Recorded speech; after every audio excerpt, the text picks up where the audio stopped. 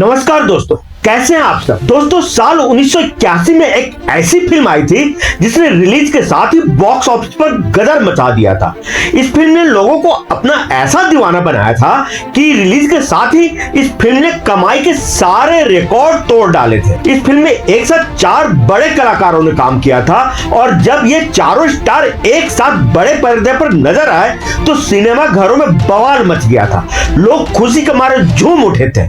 जी हाँ, हम बात कर रहे हैं साल 1981 की सबसे ज्यादा कमाई करने वाली फिल्म क्रांति की, जिसने रिलीज के साथ ही बॉक्स ऑफिस पर हंगामा मचा दिया था। आलम यह था उस दौर में लोगों के लिए कि क्रांति फिल्म को देखना जैसे एक जरूरी काम बन गया था। इतना ही नहीं, क्रांति भारत में अब तक देखी गई सबसे बड़ी देशभक्तिपूर्ण हिट फिल्मों में से एक मानी जाती है। इस फिल्म ने देश भर के कई केंद्रों में गोल्डन जुबली मनाई थी और कई सिनेमा घरों में तो यह लगातार करीब 1.5 सालों तक चली थी।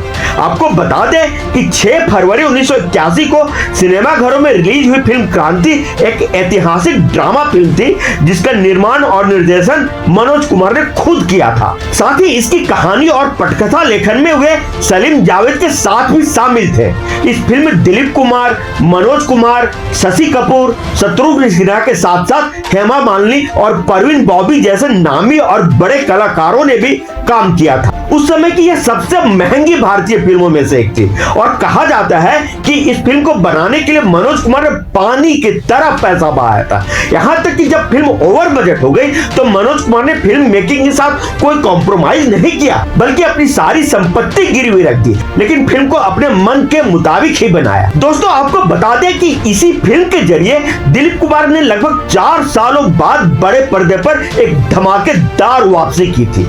लेकिन दोस्तों, क्या आपको पता है कि इस फिल्म के बाद मनोज कुमार और दिलीप कुमार की दोस्ती में दरार भी पड़ गई थी। लेकिन वो क्या वजह थी जिसके चलते दिलीप कुमार ने हमेशा के लिए मनोज कुमार से अपना नाता तोड़ लिया था? आज के वीडियो में हम इसी बात पर चर्चा करेंगे। साथ ही इस फिल्म की मेकिंग के दौरान घटी कुछ ऐसी घटनाओं का भी जिक्र करेंगे जो उस दौर के फिल्मी इतिहास के लिए अजूबा ही था। लेकिन दोस्तों, वीडियो में आगे बढ़ने से पहले आप सभी से अनुरोध है कि अगर आप दिलीप कुमार और मनोज कुमार को एक बेहतरीन अभिनेता और क्रांति को एक बेहतरीन फिल्म मानते हैं तो आप इस वीडियो को दिल से लाइक कर दें और अपने इस प्यारे से चैनल को भी सब्सक्राइब कर लें। हम आपके लिए ऐसे ही मनोरंजन और जानकारियों से भरपूर वीडियो बनाते ही रहते हैं। तो दोस्तों, वीडियो में अब आगे बढ़ते हैं। दोस्तों, 43 साल पहले रिलीज हुई क्रांति एक ऐसी देशभक्ति फिल्म है जिसका क्रेज लोगों में आज भी कम नहीं हुआ है। 15 अगस्त या 26 जनवरी जब भी कई मूवी चैनल्स पर इस फिल्म को दिखाया जाता है तो लोग बड़े ही चाव के साथ इस फिल्म को देखते हैं। इस फिल्म में कई दिग्गज कलाकारों ने काम किया था और इस फिल्म को भव्य बनाने में मनोज कुमार ने भी बहुत मेहनत की थी, पानी की तरह पैसा बहाया था। 80 के दशक की सबसे महंगी फिल्मों में शुमार क्रांति के स्पेशल प्रिंट्स तब जापान से बनवाए गए थे। आप सोच सकते हैं दोस्तों, उस समय हमारे देश में इतनी अच्छी टेक्नोलॉजी नहीं थी कि फिल्म के अच्छे क्वालिटी वाले प्रिंट निकलवाए जा सके।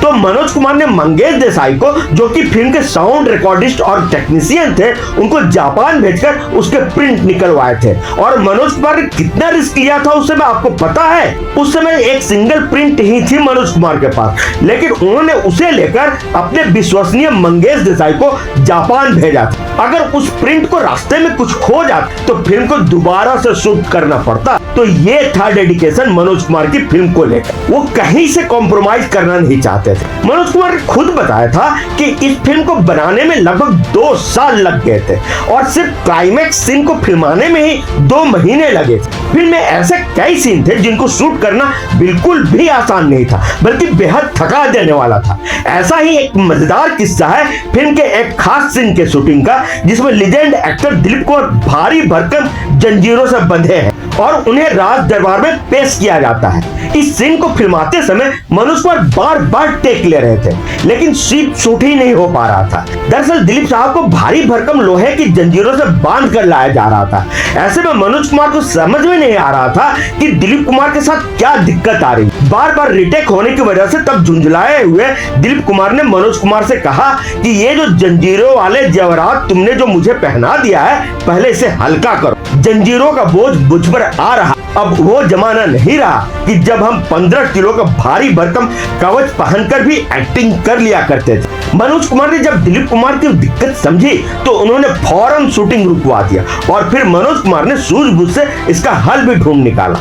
उन्होंने लोहे की जंजीरों की जगह रबर की जंजीरें बनवाई और उसको इस तरह से पेंट करवाया कि वो बिल्कुल असली लोहे की जंजीरों जैसे लग रहे थे और फिर इस तरह से जुगाड़ कर इस सीन को फिल्माया गया था। दोस्तों ऐसा ही एक और दिलचस्प किस्सा है इस फिल्म की शूटिंग से जुड़ा हुआ। दरअसल एक दिन हेमा मालिनी सेट पर पहुंची और मनोज कुमार से कहा कि आज शूटिंग वो जल्दी से निपटा ले। हेमा उस दिन की शूटिंग इसलिए जल्दी खत्म करना चाहती थी ताकि वो अपनी दूसरी फिल्म रजिया सुल्तान के कुछ हिस्से शूट कर सके। हेमा रजिया सुल्तान को अपने करियर की सबसे जरूरी फिल्म मानकर शूट कर रही थी क्योंकि वो एक वुमन सेंट्रिक फिल्म थी और इसमें उनका किरदार बेहद मजबूत था। दरअसल हेमा की इस डिमांड का मनोज कुमार ने तब कोई जवाब नहीं दिया, मगर इस बात से भी इतने नाराज हुए कि उन्होंने हेमा का एक भी सीन शूट नहीं किया।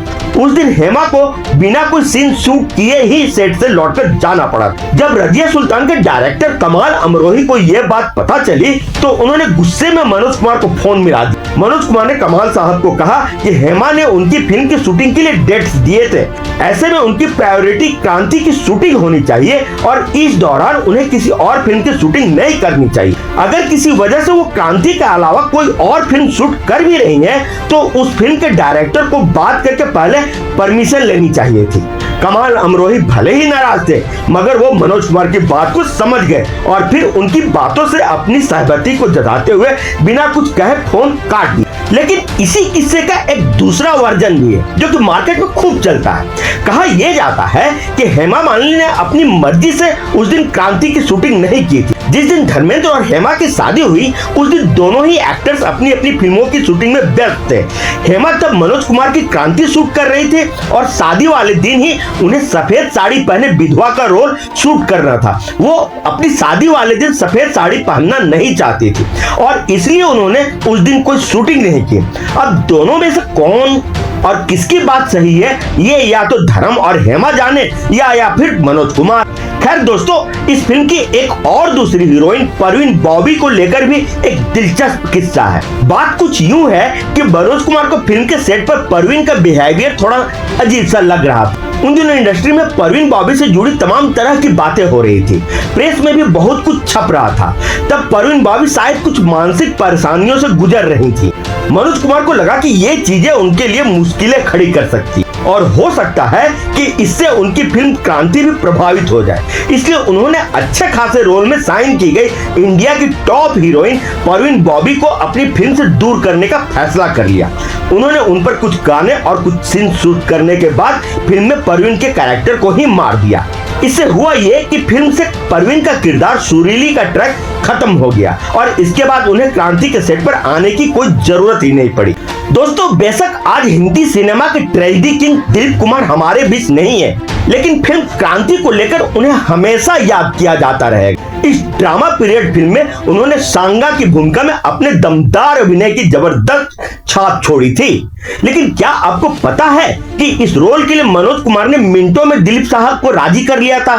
लहरे नेटवर्क को दिए एक इंटरव्यू में मनोज कुमार ने एक बार बताया था कि वे दिलीप कुमार का हांजियो कहकर पुकारते थे।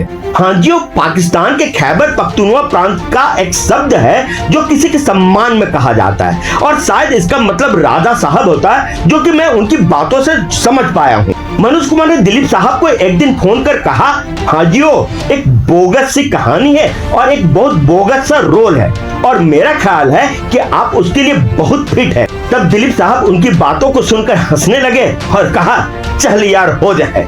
फिर मनोज कुमार ने कहा, मैं तो वैसे टेलीफोन पर आपके साथ बकबक करते रहता हूँ मगर मैं इस काम के लिए आपको फोन नहीं करूँ। तब दिलीप साहब ने कहा था, मत करना।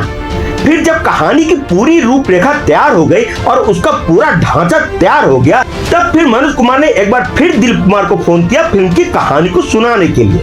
तो दिलीप कुमार ने उन्हें अपने घर पर बुला लिया। जब शाम को 5 बजे मनोज कुमार दिलीप साहब के घर पर पहुंचे तो दोनों घर की टेरेस पर बैठकर पहले थोड़ी रस्मी बातें की। फिर दिलीप साहब ने मनोज कुमार से कहा कि यार आज मुश्किल है। दरअसल दिलीप साहब के एक बड़े भाई थे नूर साहब, जो कि उन दिनों बीमार थे और हॉस्पिटल में भर्ती थे। दिलीप साहब कहने लगे कि नूरुल्लाह की तबीयत खराब है, मुझे उसे देखने हॉस्पिटल जाना है और कहानी के लिए 3 घंटे लग जाएंगे। फिर मनोज कुमार ने तपाक से कहा कि हाजियों, जिस कहानी को सुनाने के लिए 3 घंटे लग जाए वो कहानी नहीं होती है।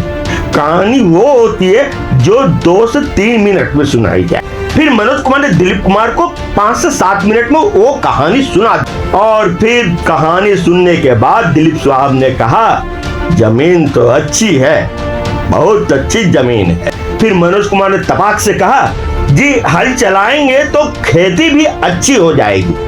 बस फिर क्या था, बात बन गई और दिलीप कुमार ने फिल्म के लिए हामी भर दी। इस बातचीत के साथ ही मनोज कुमार ने दिलीप कुमार का 5 साल का लंबा ब्रेक तोड़ दिया था। है ना काफी इंटरेस्टिंग स्टोरी दोस्तों। लेकिन कहते हैं ना, फिल्म इंडस्ट्री में ना तो दोस्ती हमेशा के लिए होती है और ना ही दुश्मनी। लेकिन कई बात ऐसी होती है कि बातें सिर्फ व्यावसायिक स्तर पर नहीं रह जाती है बल्कि व्यक्तिगत भी हो जाती है। ऐसा ही कुछ दिलीप कुमार और मनोज कुमार के बीच हुआ था। कुछ बातें ऐसी हुई जिसने हमेशा हमेशा के लिए उनके बीच की नजदीकियों को खत्म कर दिया। दरअसल क्रांति जब रिलीज तब मनोज कुमार ने फिल्म की पब्लिसिटी के लिए कई बयान दिए थे, लेकिन मनोज कुमार के एक बयान से दिलीप कुमार काफी नाराज हो गए। मनोज कुमार के मुताबिक तब दिलीप कुमार को जो एक बात सबसे ज्यादा परेशान कर रही थी वो ये थी कि फिल्म उनके नाम के बजाय मनोज कुमार की फिल्म के नाम से ज्यादा जानी जा रही थी और यही बात दिलीप साहब को अखर भी रही थी। तब मनोज कुमार ने बातों बातों में ही एक बयान दे दिया था कि दिलीप कुमार की अब सेलेबल वैल्यू नहीं है। डिस्ट्रीब्यूटर दिलीप साहब के नाम पर फिल्म खरीदना नहीं चाहते। दरअसल क्रांति से पहले पिछले 10 सालों में दिलीप कुमार की कोई फिल्म ब्लॉकबस्टर हिट साबित नहीं हुई थी। इसलिए मनोज कुमार ने कहा था कि कई निर्माता निर्देशक उनके फिल्म के रिलीज होने का इंतजार कर रहे थे ताकि वो देख सके कि अब भी दिलीप कुमार के नाम से फिल्म बिकती है या नहीं। तब मनोज कुमार ने यह भी कहा था कि क्रांति सिर्फ इसलिए बिकी क्योंकि वह मेरी फिल्म।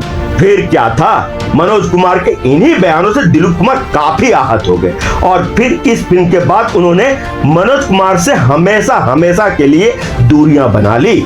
उन्होंने कसम खा ली कि आगे वह मनोज कुमार के साथ किसी भी तरह से नहीं जुड़ेंगे, ना पर्सनली और ना ही प्रोफेशनली। और यही कारण है कि इसके बाद ना तो उन्होंने मनोज कुमार के साथ कोई फिल्म साइन की और ना ही उनसे कोई व्यक्तिगत रिश्ता उन्होंने रखा। यही कारण है कि जब मनोज कुमार के पिता नहीं रहे थे तब दिलीप कुमार मनोज कुमार के घर शोक संवेदना प्रकट करने नहीं पहुंचे थे।